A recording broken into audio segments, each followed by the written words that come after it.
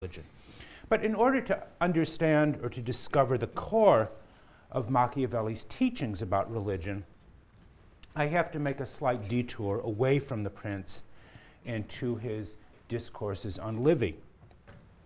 And in maybe the most important chapter of that book, Book 2, Chapter 2, called Concerning the Kinds of People the Romans Had to Fight and How Obstinately They Defended Their Freedom, long title for a chapter, to be sure. But here Machiavelli develops a powerful contrast between two opposed and mutually incompatible moral codes, the Christian and the pagan.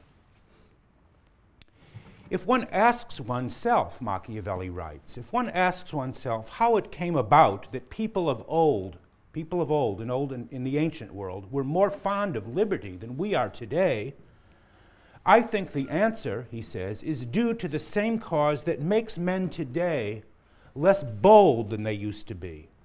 Less bold. And this is due, I think, to the difference between our education and that of bygone days.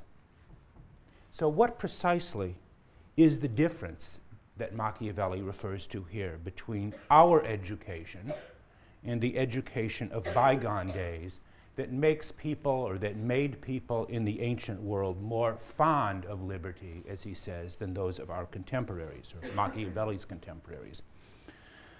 Machiavelli's emphasis here on education, particularly moral and religious education, is the key difference between the ancient times and his own.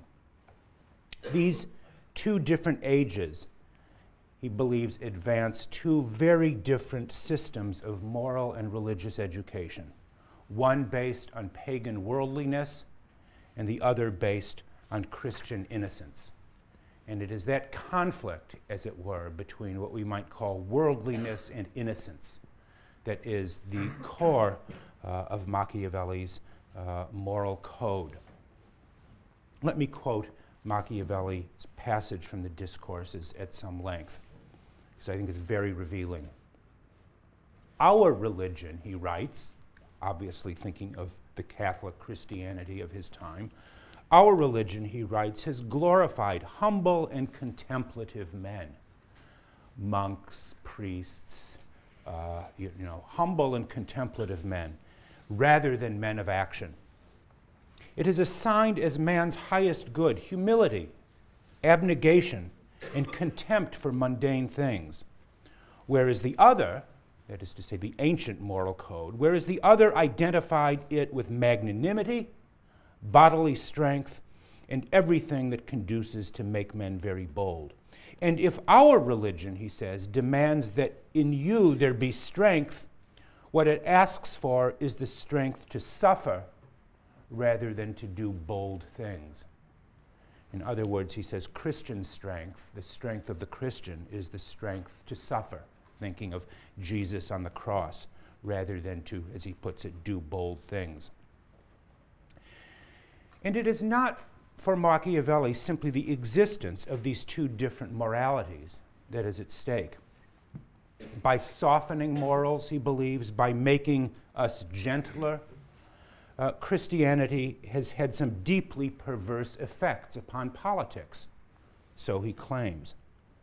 This pattern of life, Machiavelli continues, appears to have made the world weak and to have handed it over to the prey of the wicked. This pattern of life, this pattern of education, of moral education, introduced by the Bible and Scripture and Christianity, has made the world weak. In other words, by teaching humility, self-abnegation, purity of heart, Christianity has made it difficult to develop qualities necessary for the defense of political liberty. Christianity has made the world weak, or if you want to use his, again, highly charged word for that, it has made the world effeminate. Machiavelli would no doubt be taken up against some board of offense today for using such a term, but that's his language. What can I say?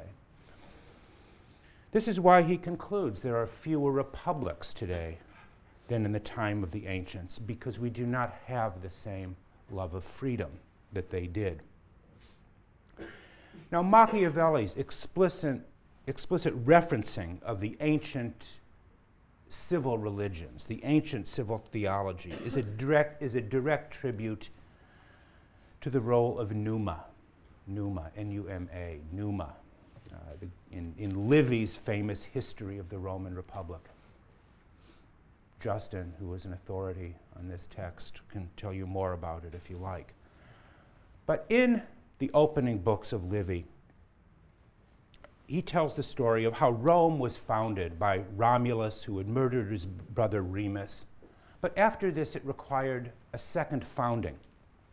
And the second founding was the work of a man named Numa, who, Livy writes, determined that Rome, which had originally been established through force of arms, should be re-established through justice, laws, and proper observances, in other words, religion.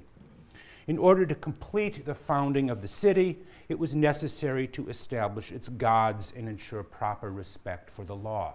Numa was the bringer of the Roman legal codes respecting religion, proper observances, and the like.